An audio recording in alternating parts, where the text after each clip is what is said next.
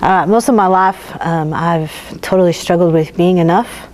And I grew up in the church, and just, my family was very strict Christians, and, we couldn't dance, we couldn't do all of these different things that the world did. And so, like one thing that's just really kind of strange that people don't know is I didn't watch a movie until I was 18 years old. And sometimes to this day I don't necessarily like to watch those things, but it all comes back to my upbringing, and I'm very thankful for it because I learned a lot of things through it. But it was very oppressive at times, and to what you can and cannot do. And so, I started to rebel, and I started to look to other places. And then when I was 11, a man came by, and he started to show me attention, and he began to woo me to himself, and eventually molested me, and that lasted about 3.5 years. And during that time, my parents knew what was going on, but they did nothing to stop it. And this guy happened to be a veteran of the police force, and so my parents were afraid, and I was afraid to get out of the situation. But finally, I just couldn't endure the pain anymore, and so I went to the authorities, and it hit the front news, the front papers of the news, and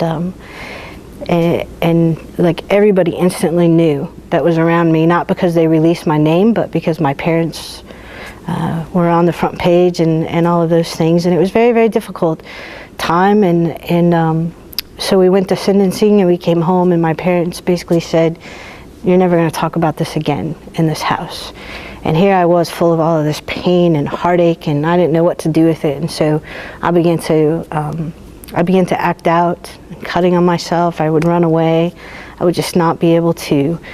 I couldn't handle the pain inside, and I didn't know what else to do. And so finally, when I was 17, I took a whole bunch of pills, and I decided that that was going to be the end of my life. And God just really, throughout my life, has just saved me and saved me and saved me from different things. But this is one of the things that He did, and I ended up going into the hospital and spent 4 months in the hospital, at which time I separated from my parents, and kind of went on my own and had to learn how to live and survive and do all of the things that you would do, and I had like no idea how to do them all. And so I got a job, and then I fell in love with this young man, David, and we got engaged to get married, and I was very hopeful again, and I started going back to church, and I started back with my relationship with God, and so we got engaged to get married, and then 2 weeks later he committed suicide.